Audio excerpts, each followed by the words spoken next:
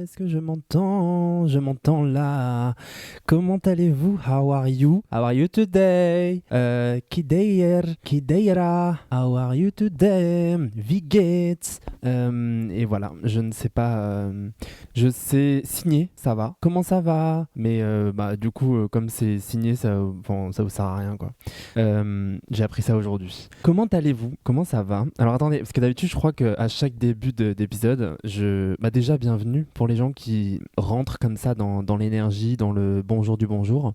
Je m'appelle Zobidamina et bienvenue sur mon podcast Pensée Vagabonde. Ce podcast qui existe encore pour le moment, qui doit être écouté par 3 personnes et vous êtes la 4e personne. Et ça, c'est important. Est-ce que vous rappelez, mais je pense que c'est pas vous, mais probablement qu'il y a des gens qui sont beaucoup plus jeunes que moi, mais s'il y a des gens qui ont mon âge, c'est-à-dire 29 ans, vous vous rappelez quand on était enfant et qu'on allait regarder des films piratés sur internet et qu'il y avait toujours des messages en mode bientôt, bravo, vous êtes la 100e personne à avoir vu cette pub, cliquez sur la pub et rentrez vos informations et hop, vous allez gagner 1 million d'euros. Donc voilà, je crois que je l'ai jamais fait. J'allais dire j'aurais dû le faire, mais s'il y a des gens qui l'ont fait, qu'est-ce qui se passe? Genre, est-ce que juste tu te fais spammer? Parce que je crois qu'à une époque, tu faisais plus spammer qu'autre chose. Je crois qu'on n'allait pas forcément te voler de l'argent. Aujourd'hui, pour le coup, je pense que je le ferai pas du tout. En tout cas, si j'en ai conscience, je dis pas parce que je connais des gens qui se sont fait arnaquer de cette manière, pas de cette manière, mais voilà, parfois on a l'impression qu'on peut jamais se faire arnaquer et en fait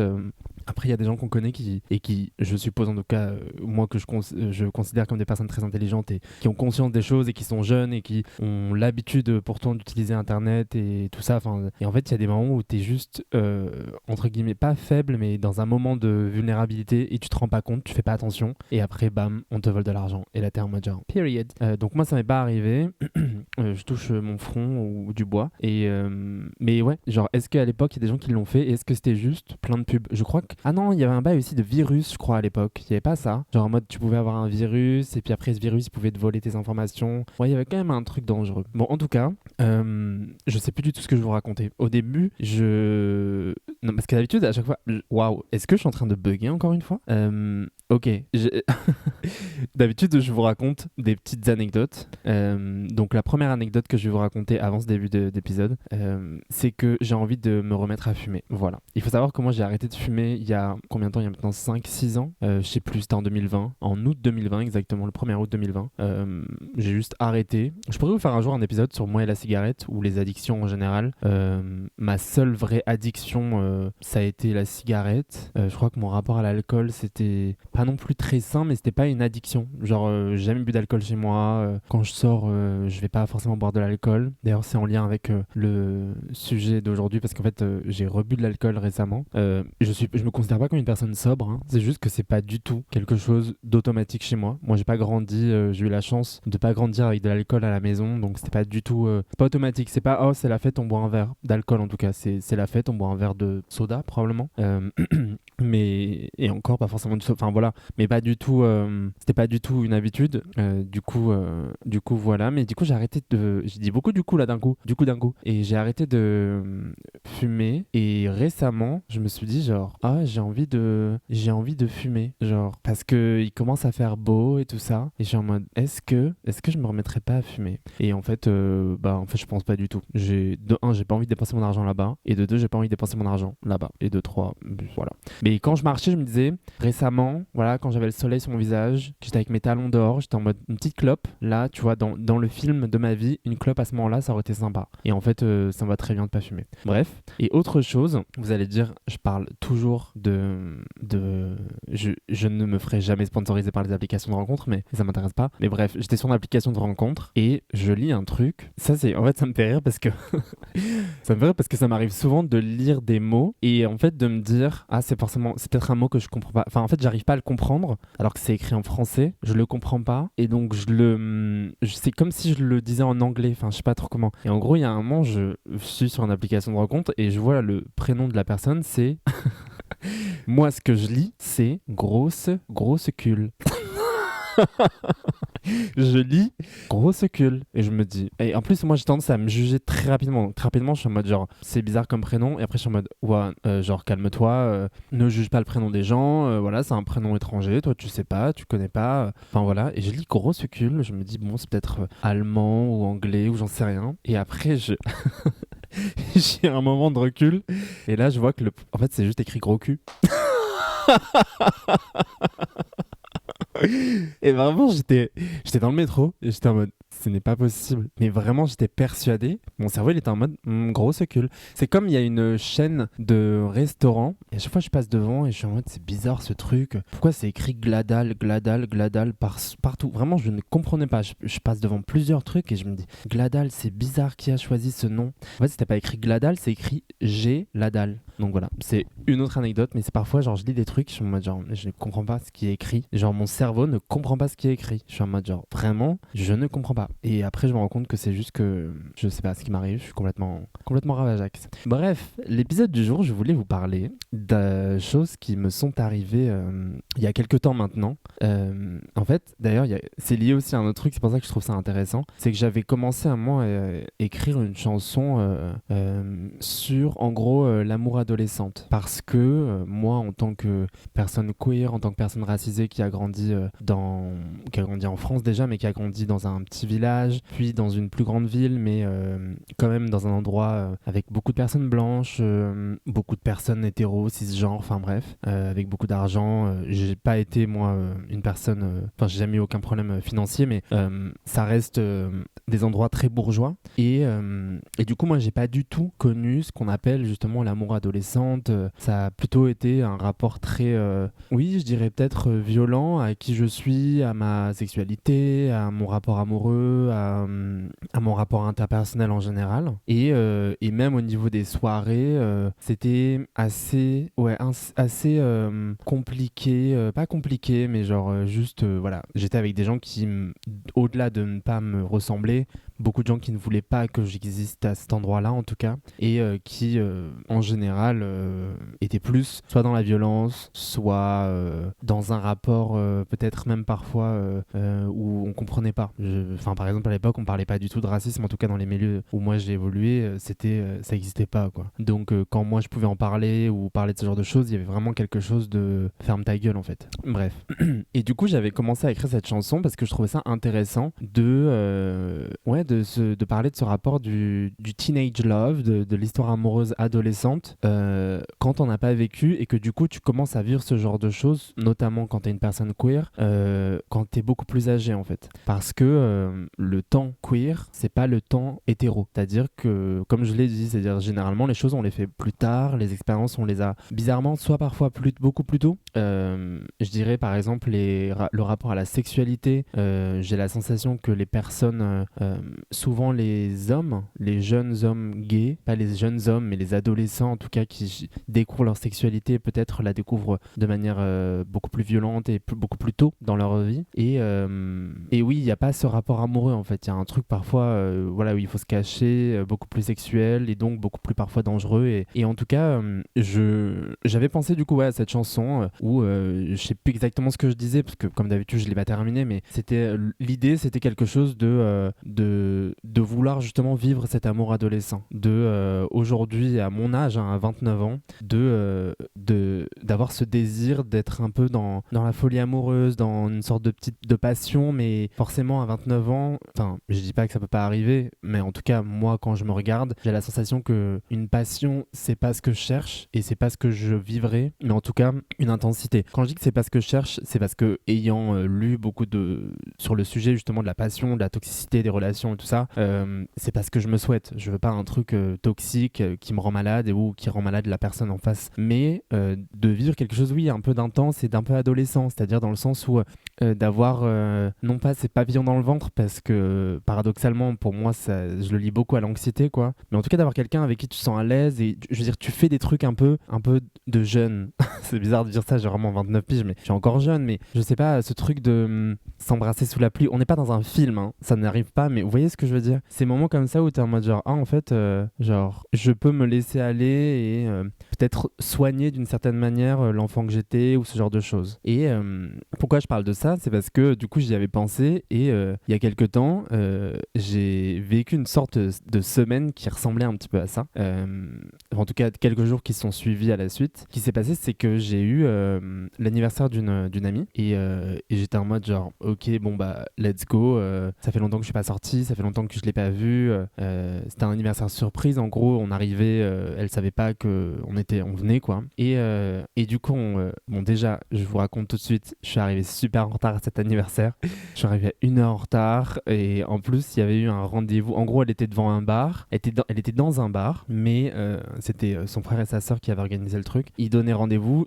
dans le bar d'en face, sur la rue d'en face, en mode comme ça elle peut pas nous voir si elle fume des clopes et tout ça machin. Donc moi j'arrive 1 heure en retard et j'arrive dans l'autre bar et je rentre 2 fois déjà dans le bar, je fais des tours sur moi-même, je dis mais y a pas quelqu'un, enfin en fait je suis venu pour un rendez-vous, il y a un serveur qui me dit bah regardez et tout, et je suis en mode c'est bizarre et tout, et les gens me répondent plus parce que bah juste j'ai 1 heure de retard en fait. Et c'est pas qu'ils me répondent plus en mode genre on veut pas te parler, hein. C'est juste bah ils sont en train de boire des verres, discuter entre eux, ils sont pas sur leur téléphone, c'est ça que je veux dire. Et donc c'est assez drôle. Bon finalement au bout de 10 minutes il y a un moment où je me suis dit genre probablement c'est fort probable que je finisse par rentrer chez moi.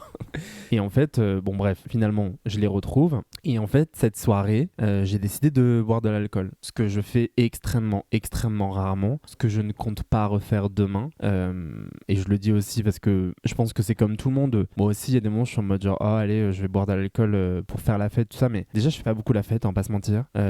Aujourd'hui j'ai aussi appris à faire la fête sans boire d'alcool et ça me va très bien. Là en l'occurrence c'était juste genre je sais pas, je le sentais, déjà je le précise, l'abus d'alcool est à consommer avec, l'abus d'alcool est dangereux pour la santé, c'est-à-dire l'abus d'alcool est à consommer avec modération. Non, l'abus d'alcool est dangereux pour la santé, il est important de le consommer avec modération, voilà. Et j'ai pas fumé ce soir-là de cigarette parce que par contre ça j'ai pas, enfin ça m'intéressait pas, mais je me suis dit, déjà on était dans un bar irlandais, moi j'ai fait mes études, une partie de mes études en Irlande, et j'étais en mode genre moi allez, j'ai pris premier verre, je crois que j'ai pris un truc sans alcool, pas je crois, je sais que j'ai pris un truc sans alcool, j'avais bu même avant un kéfir si vous voulez tout savoir, parce que j'avais pas mangé, donc j'avais pris des trucs à manger au supermarché que j'avais mangé sur le trajet, un onigiri si vous voulez savoir et une pizza, et après je me dis bon allez je vais goûter parce que ça faisait des années que j'en avais pas bu et je crois que j'ai dû en boire une seule et même pas en entier parce que ça voilà, je me dis je vais goûter une Guinness, donc j'ai pris une Guinness, j'ai goûté,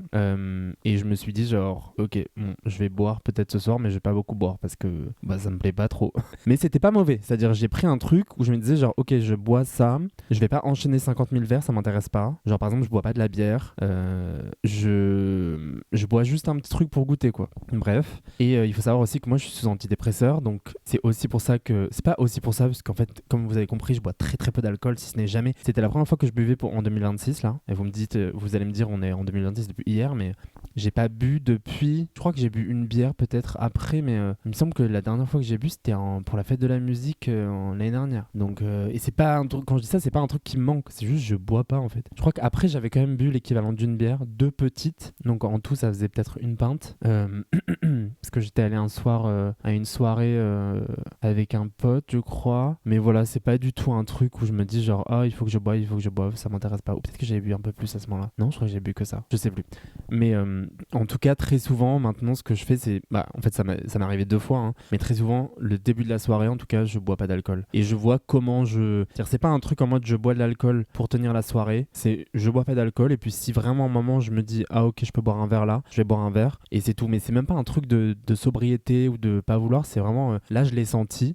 et je me suis dit let's go, bref, donc on fait la fête, on se dit ah on va dans une soirée, donc on va dans une soirée en boîte, vraiment un truc que je n'ai pas fait depuis des années, d'aller en boîte, c'est une dinguerie. Et en gros je vais elle ressemblait à quoi la boîte déjà, attendez que je réfléchisse, je sais qu'il y avait cet endroit là, pourquoi j'ai un trou de mémoire, j'ai pas du tout fait de blackout hein. Ah non c'est bon je me rappelle, ah mais oui c'était ça, c'était le DJ set d'une personne que moi je ne connais pas directement, mais c'était une amie d'amis, moi j'avais juste déjà fait je crois un shooting photo avec elle, j'ai fait un shooting photo dans ma vie, c'est une dinguerie, mais je vous raconterai, c'est pas une dinguerie, c'est juste drôle drôle cette histoire aussi, mais je vous le raconterai une autre fois. Mais vraiment, je peux la raconter en 2 secondes, mais ça n'a aucun sens. C'était juste pendant le confinement, je crois, ou un peu après, où il y a eu un moment de flottement, je crois, à ce moment-là. Je reçois un message même pas d'un pote, c'était d'un mec avec qui j'avais pas des très bonnes relations et que j'aimais pas beaucoup, et qui me dit genre, est-ce que tu veux faire un shooting photo? Et je suis en mode genre, hein? Il me dit, ouais, je fais genre un zine, je sais pas si vous voyez ce que c'est, genre une sorte de magazine. Moi, je connais pas très bien la culture du zine et du club kid et tout ça, donc c'est pour ça que, ou du groupe de rock, tout ça, c'est pour ça que je dis, vous voyez, enfin, c'est pas pour dire que c'est nul, c'est pour dire que moi, en fait, je connais pas très bien cette culture. J'ai déjà pensé à faire un magazine, mais je savais pas c'était quoi la culture du zine, c'est-à-dire d'avoir ce petit magazine que tu fais un peu seul, quoi, de ton côté. Enfin voilà. Moi, quand j'étais enfant, j'étais persuadé que les magazines, enfin voilà, c'était magazine, quoi. Ça coûtait cher de faire un magazine. J'avais déjà pensé d'ailleurs de faire un magazine avec ma sœur, mais du coup pas un zine comme voilà. Je connaissais pas, c'est pour ça que je dis ça. Et du coup voilà, je m'étais retrouvé à aller à Paris à me faire maquiller. J'étais pas payé, hein, c'était gratuit pour que lui en fait il puisse avoir des photos pour un book, pour un zine. Enfin c'était je crois pour un book, non c'était pour un zine. Et du coup voilà. Donc bref, on va à ce DJ set et en fait pour y aller, l'endroit c'est pas très loin, la boîte elle est pas très loin, donc on y va à pied. Et en fait on est là à pied en train de marcher le long du canal. Il est probable qu'à ce moment-là il y ait eu de l'alcool. Et en fait quand je vous dis que c'est pour ça que je parle de trucs un peu adolescents que moi je ne fais plus du tout. C'est aussi pour ça que je me permets de entre grosses guillemets de les glamouriser, et même si voilà c'est encore une fois vous entendez mon discours, c'est-à-dire que moi dans mon quotidien je ne bois pas d'alcool, que ce soit clair, n'était dans la précision. Je fais attention à ma santé physique, à ma santé mentale, et quand je dis santé physique, encore une fois, moi je vous l'ai déjà dit, je suis pas là pour dire maigrissez ou il y a rien qui m'énerve plus quand je dis ma santé physique, c'est juste moi j'ai tendance à être très très fatigué dans la vie, et juste la flemme d'être fatigué, donc je suis obligé en fait de faire attention à des trucs genre par exemple je fais tout le temps des insomnies, je dors très mal, et ça c'est un truc que peu importe, faire attention. En fait j'ai l'impression que je suis une personne qui vit la nuit dans tous les cas, donc c'est très compliqué. C'est-à-dire même quand je travaille la journée, et ben la nuit je dors pas, donc c'est insupportable. Bref, en tout cas je fais cette soirée et on est en train de marcher sur les gays sur les quais de Paris. Quand je dis que c'est aussi soirée adolescente, il faut savoir que moi j'ai pas beaucoup fait la fête en étant ado à Paris, hein. J'ai dû le faire 1 ou 2 fois je pense, donc c'est pas du tout mon adolescence, mais c'était l'esprit, c'est-à-dire qu'on était très peu à ce moment-là, on était 6, et en fait il y avait un peu ce truc de cette dynamique de groupe un peu drôle, on rigole, un peu il peut rien nous arriver, l'insouciance. Et moi c'est quelque chose avec lequel je ne vis pas du tout, c'est-à-dire que moi c'est tous les jours, qu'est-ce qui va se passer dans ma vie, c'est trop compliqué, il faut aller à droite, à gauche, et en même temps j'avance pas beaucoup, je suis très souvent genre polarisé, j'allais dire, c'est pas ce mot, pasteurisé, pas du tout, je ne suis pas du fromage ou du lait, qu'on appelle ça, enfin genre en mode quand tu bouges pas du tout, quand t'es bloqué, enfin ça, souvent bloqué dans la vie comme ça où je bouge pas, je suis un peu genre perdu. En fait j'ai juste aimé cette sensation, j'étais en mode genre waouh, je crois que c'est cool et tout, je rigole. Alors il y a des moments où moi je ramène toujours un peu, pas ma science, mais par exemple il y a eu un moment où on buvait quelque chose, une boisson alcoolisée, et j'étais en mode genre ok vous buvez ça, mais sachez une chose, j'étais en mode genre je sais que c'est un anniversaire, je veux pas mettre qu'on appelle ça mettre la mauvaise ambiance, mais voilà, sachez que les gens qui produisent ça souvent maltraitent les gens qui font ça, enfin qui travaillent avec eux, bref machin, parce que je m'y connaissais un peu dans le sujet. Vous avez je pense que vous pouvez comprendre qu'il y a, par exemple j'y connais rien en alcool, faut pas me demander c'est quoi cet alcool, c'est quoi ce riz, ou pas ce riz, mais le goût, je sais pas quoi machin, mais je m'intéresse notamment parce que j'ai grandi dans le Grand Est, dans une région où il y a beaucoup de gens qui travaillent justement dans l'alcool, en fait je m'intéresse aux conditions de travail tout simplement de ces personnes-là, des gens qui permettent, je sais pas pourquoi je fais des grands mots comme ça, en fait moi j'ai grandi en Champagne-Ardenne où il y a beaucoup de champagne, et il y a eu beaucoup récemment notamment de révélations, même si ayant habité dans cette région j'étais au courant de beaucoup de choses depuis un moment, parce que en fait on voit les gens qui viennent travailler dans ces cultures, qui viennent d'autres régions, d'autres endroits, parfois même d'autres pays, et leurs conditions de travail travail et la violence des personnes qui se font énormément d'argent sur leur dos. Enfin, moi, c'est pas du tout mon cas. Comme encore une fois, moi, je viens pas d'une famille. Je veux dire, vraiment, mes parents ne boivent pas d'alcool. Donc, à quel moment, genre, ils vont avoir une maison de champagne ou une maison d'alcool ou bref. Et c'est pas du tout le milieu dans lequel je vis. Enfin, bref. Et moi, j'ai pas grandi dans cet endroit-là, en fait. J'ai grandi dans un autre endroit en Champagne-Ardenne aussi, mais dans un autre petit village, rien à voir. Mais c'est juste que il y a eu un moment dans ma vie où on s'est retrouvé à un endroit où il y avait beaucoup de cette culture du champagne, de l'alcool en général. Du coup, j'ai dû ramener ma science et tout ça. Et en fait, ça m'a fait du bien aussi de me rendre compte que justement, je n'étais plus l'enfant que j'étais. C'est-à-dire que, ok, je passais une bonne soirée, mais par contre, je disais les choses. C'est-à-dire qu'il y a des moments, j'étais en mode genre, ah bah faites attention, par contre, ça, c'est très important que voilà, vous en ayez conscience. Ok, vous vous amusez, mais même on s'amuse, mais il faut avoir conscience de ça. Genre, faut pas oublier que machin. Et puis moi, comme d'habitude, vraiment, alcool ou pas alcool, je passe mon temps à parler de lutte des classes, antiracisme, enfin bref. J'ai la sensation que c'est des choses qui me tiennent à cœur et que comme j'ai envie de plus en plus de me diriger vers ce genre de choses, même si je le fais déjà dans mon quotidien, mais en fait, dans mon art, en tant qu'artiste, c'est des choses que j'aborde. Mais comme je gagne pas d'argent avec ça, c'est compliqué, hein, mais j'essaie de pouvoir essayer de me bifurquer en me disant, ok, est-ce qu'il y a un endroit où je peux gagner de l'argent en servant à quelque chose en fait. Oula, pardon, j'ai vraiment tapé sur le micro. En servant à quelque chose, tout simplement. Et en tout cas, voilà, cette soirée, après on allait en boîte. Le soir, après la soirée, je suis rentré avec une amie avec le métro. Enfin bref, elle est rentrée chez elle et moi je suis rentré chez moi. Et c'était juste, ou bien je crois que je l'ai raccompagnée à pied chez elle. Ah mais oui, je l'ai raccompagnée à pied chez elle et après j'ai pris un autre métro. Je crois qu'on a fait ça. Ouais, c'est ce qu'on a fait. Et c'était juste, genre, une soirée d'adolescence où ça m'a fait beaucoup de bien. Genre, d'avoir cette insouciance complète. C'est pas du tout une insouciance complète, mais vous comprenez. Où j'ai dansé, j'étais à l'aise avec mon corps. Il y a un moment, il y a une personne qui m'a dit, est-ce que je peux toucher ton crâne? Ça porte bonheur. Et je l'ai regardé, je lui ai dit, mais ça porte bonheur peut-être à toi, mais pas à moi. Genre, the fuck. Et en plus, c'était un mec chauve, donc j'ai pas compris pourquoi. J'étais en mode genre, bah touche ton propre crâne. Ton propre crâne. Je sais pas pourquoi j'ai bugué comme ça. Mais oui, ça m'a fait du bien. Et alors après, j'en avais la possibilité, encore une fois, hein, de payer la place pour aller à la soirée. Enfin bref. Mais comme je sors pas beaucoup, si ce n'est pas du tout, j'étais un peu en mode genre, bon, ok, bon, bah là, je sors, quoi. Mais ça m'a fait du bien ça m'a fait du bien de danser. Vraiment, vous imaginez pas à quel point ça m'a fait du bien de danser. Ça m'a fait du bien aussi de ne pas me dire, genre, je savais qu'il y avait des gens qui pouvaient me regarder, ma manière de m'habiller, tout ça, et j'étais en mode, je m'en fous. Genre, c'est moi la star, c'est moi la reine, genre. Et pourtant, j'étais habillé, quoi, avec un débardeur, un jean et des docks, genre, vraiment. Et même, ça, c'est paradoxal, mais d'habitude, j'aurais fait hyper attention à comment je m'habillais et tout ça. Et en fait, avant de sortir, je me suis dit, comme j'étais même pas sûr d'aller faire la fête, je me suis dit, en fait, je veux juste être à l'aise. Donc, c'est pour ça que je me suis dit, bah, tu sais quoi, ma belle, tu vas mettre un jean, tu vas mettre un débardeur que j'avais acheté dans un supermarché Léopard. Et ce qui est drôle, c'est que c'est ça qui me fait toujours rire, c'est les gens qui. Les trucs, genre, enfin, ça sert à rien de dépenser de l'argent, même si je comprends qu'il y a un truc un peu élitiste de vouloir faire partie d'un truc. Je dis pas, moi aussi, quand j'étais plus jeune, je voulais absolument le truc qu'il fallait avoir et tout, hein, que je n'avais pas toujours. Mais vraiment, le fait de te dire, genre, ça sert à rien. Et là, je vous dis, j'ai pris juste des compliments sur un top que j'ai acheté en supermarché. Pas en supermarché, mais je l'ai acheté. Pas du coup, c'est pas un truc de luxe. Je l'ai acheté pas cher dans un supermarché, c'était très bien. Et je l'ai acheté, moi je le trouve magnifique. Hein. C'est pour ça que je l'ai acheté. Hein. Après, c'est hilarant parce qu'en fait, j'achète jamais des trucs de luxe. Genre, à quelle heure j'achète des trucs de luxe? C'est un vrai truc parce que je réfléchis là. Faut savoir que j'ai mes habits devant moi. Et vraiment, par exemple, le premier jean, Friperie. Le deuxième, c'est ma soeur qui me l'a donné. Un troisième, je l'ai acheté. Mais je vais pas dire les marques, mais c'est des trucs genre. Enfin voilà quoi. En fait, déjà, moi, je cherche que des trucs qui me vont.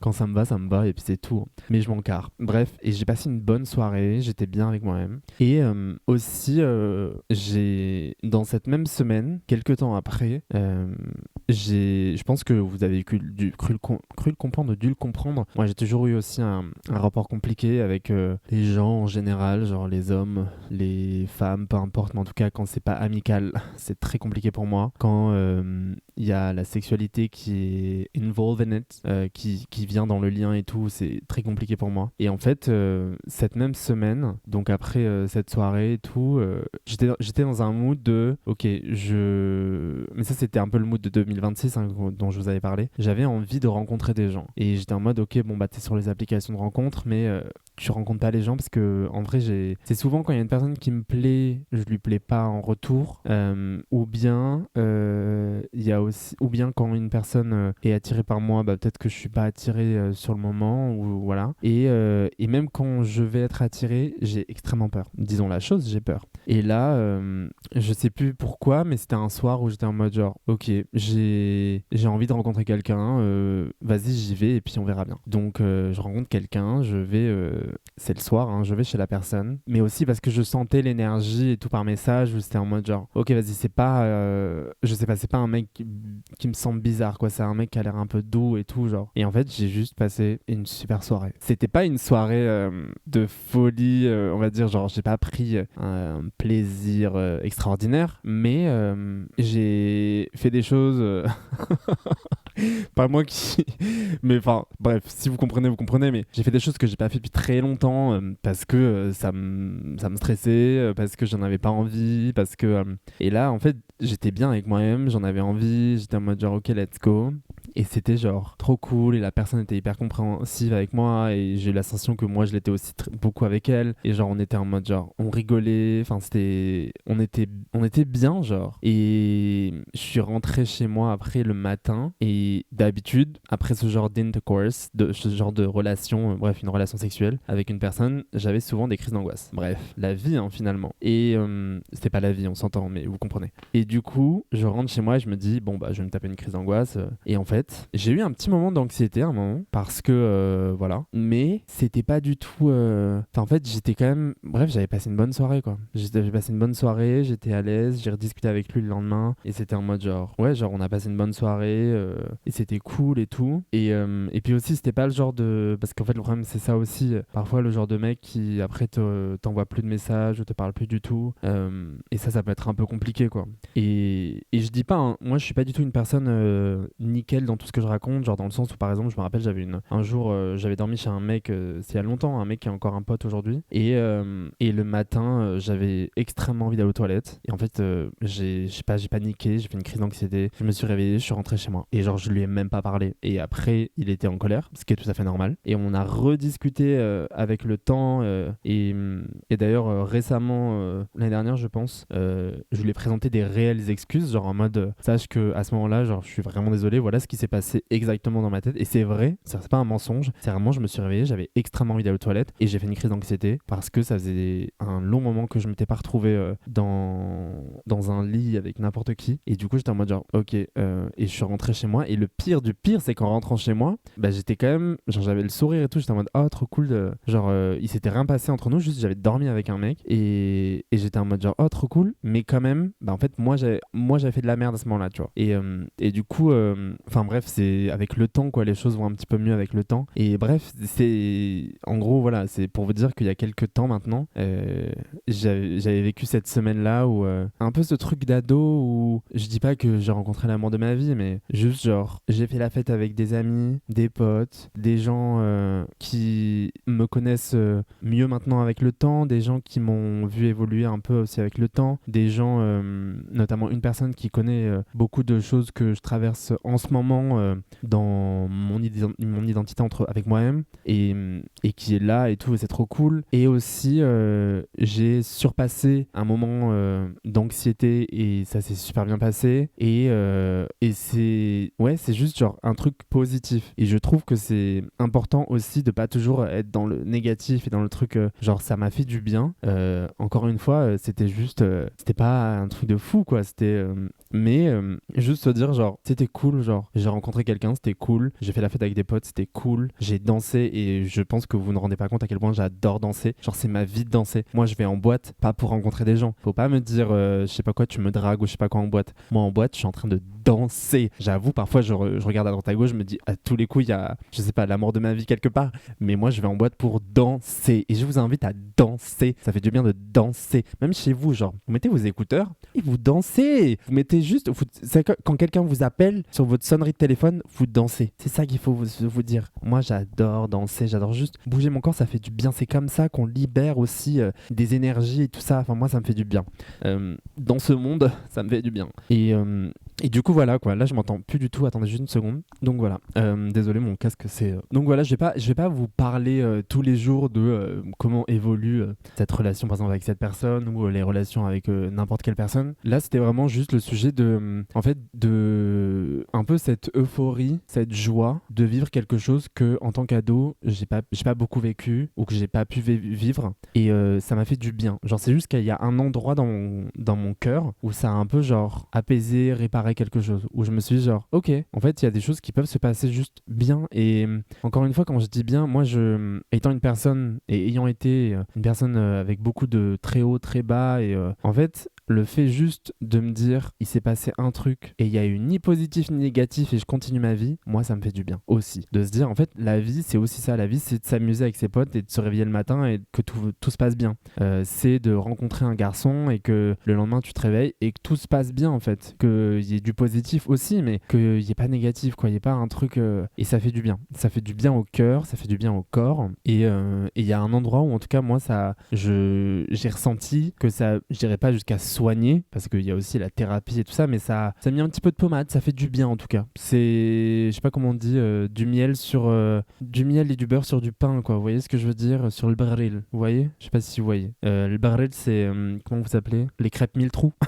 J'ai jamais compris pourquoi ils appellent ça les crêpes mille trous. Parce qu'il y a beaucoup de trous, mais bon bref. Et moi, chez moi, on les mange avec du beurre et du miel que tu chauffes et hop, tu le mets dessus. Et après, tu la manges comme ça et elle est remplie de beurre, elle est remplie de miel, c'est magnifique.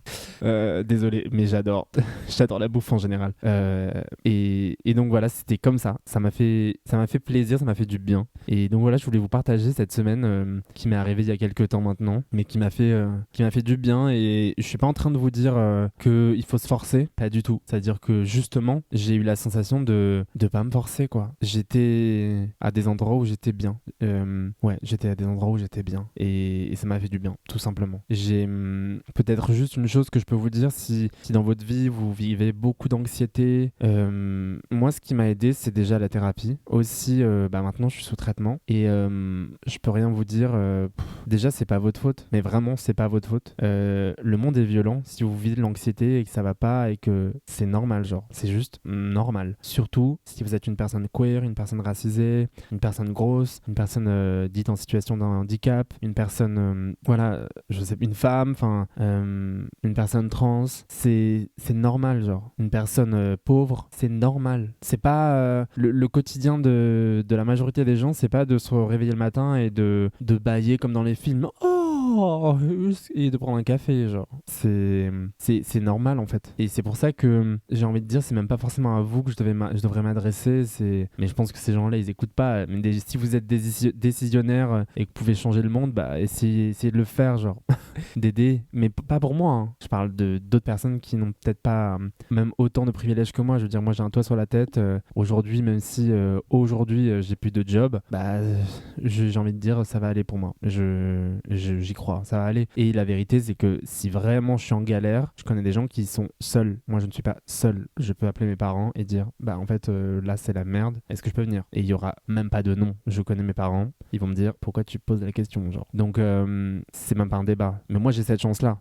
J'ai la chance d'avoir des amis qui peuvent me dire, bah viens loger chez moi. J'ai cette chance-là. D'autres n'ont pas. Et c'est pour ça que c'est toujours important de se rappeler, même si je sais que c'est compliqué, mais là, dans notre monde, j'ai envie de dire, si vous avez ne serait-ce qu'un petit peu de pouvoir, utilisez-le bien, genre. Utilisez-le bien, s'il vous plaît, parce qu'on n'est pas seul. Et il faut arrêter de croire qu'on est seul. On n'est pas seul. Et tout ce qui se passe dans le monde, il y a des gens qui prennent ces décisions, en fait. C'est pas le capitalisme, c'est pas un truc difforme, je sais pas, une ombre un peu chelou qui vient la nuit pendant qu'on dort. Non, le capitalisme, c'est qu'il y a des gens qui prennent des décisions sur la vie des autres, en fait. Il y a des gens qui décident qu'il y a des gens que certaines personnes ont le droit doivent mourir, d'autres doivent rester en vie. C'est tout. Ont le droit de vivre une vie normale et que, voilà, sans problème. C'est ça la réalité. Donc, si vous avez un petit peu de pouvoir, vous travaillez aux ressources humaines, vous savez pas qui embaucher, vous avez des gens qui viennent se plaindre de comportements problématiques, de harcèlement de certains managers, de la hiérarchie, si vous avez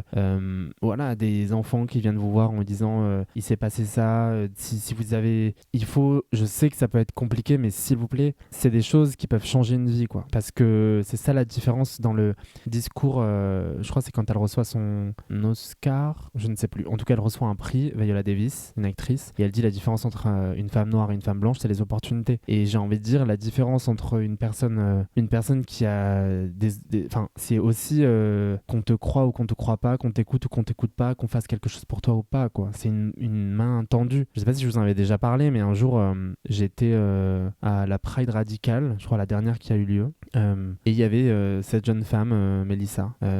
J'arrive, en fait, j'avais fait qu'on appelle ça, un truc de pancarte pour rencontrer des gens, un atelier pancarte, la veille, je crois, ou 2 jours avant. Et après, il y avait la manif. J'arrive, moi qui, à ce moment-là, avait fait très peu de manifs, je me dis, j'arrive à l'heure. Bon, naturellement, j'ai attendu, je pense, 1 heure parce qu'en fait, bah, faut pas arriver c'est pas qu'il faut pas arriver à l'heure, faut arriver à l'heure, mais c'est juste, voilà. Mais pour une fois dans ma vie, j'arrive à l'heure et en fait, il y avait ce groupe, c'était un groupe de profs. Alors, la réalité, c'est que c'est hilarant parce que c'était des profs queer et ils sont tous devenus des anciens profs queer. C'est-à-dire que, genre vraiment, ils étaient tous en mode genre, en fait, je vais démissionner parce que c'est trop compliqué, c'est trop violent, ou bien on me laisse pas faire ce que j'ai envie de faire, enfin bref. Et dans ce groupe, il y avait cette Mélissa qui n'était pas venue du coup pour les pancartes, mais juste je la rencontre et tout, et je discute vite fait avec eux, et après je vois qu'ils commencent à partir entre eux, quoi. Et moi je suis un peu genre sur le bord, pas sur le bord de la route, mais genre je suis un peu dans mon coin. Et je suis en mode genre, ah ok, bah j'ose pas aller parler avec eux, mais en même temps je connais personne d'autre, et en même temps j'ai mes pancartes, j'ai l'air un peu d'une personne débile, c'est-à-dire j'ai mes pancartes ou que j'ai fait avec ces gens-là, enfin c'est bizarre. Et je me rappelle très bien, et genre là je suis pas du tout ému, mais je sais que c'est un... je pense parce que je suis fatigué, ou parce que je suis allé couvrir, j'en sais rien. Mais c'est un moment que je garderai dans ma vie, mais vraiment pour toujours. À moins que je finisse par oublier, mais je pense que même si j'oublierai pas ce moment. C'est qu'elle m'a juste tendu la main. Alors c'est drôle parce que c'était une prof qui s'occupait d'enfants assez jeunes, donc je pense que c'était aussi peut-être un truc un peu maternel, un truc pas maternel, mais enfin après je dis pas ça négativement, moi aussi je suis une personne mais de parents, il y a un truc un peu de parents ou de prof. Elle m'a tendu la main et elle m'a dit viens, et juste ça, genre ça m'a détruit le cœur de positivité, quoi.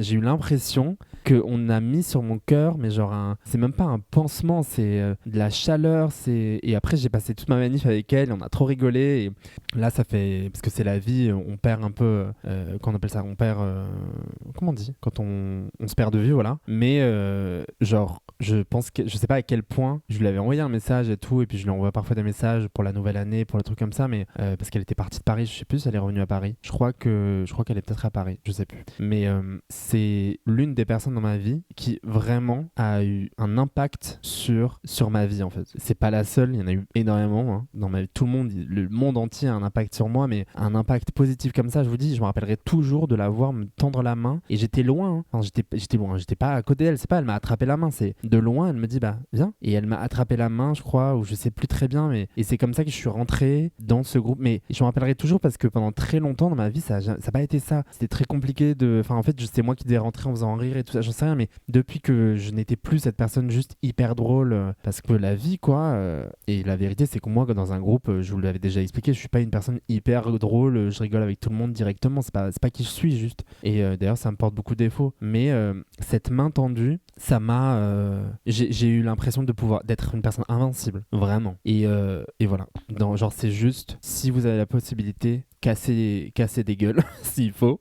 Et aussi, parfois, tenez la main, tendez vos mains aux personnes qui en ont besoin ou même tendez vos mains, genre. Si vous avez du pouvoir, tendez vos mains, genre. Écoutez les gens et allez tabasser les gens qui ont autant de pouvoir que vous et qui abusent de leur pouvoir, quoi. Bref, voilà. Je voulais juste vous raconter cette semaine qui m'était arrivée de mon...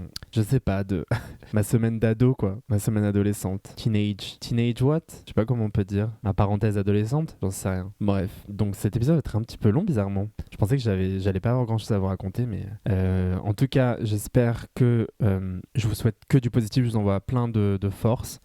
Je vous envoie ma voix à bugger là.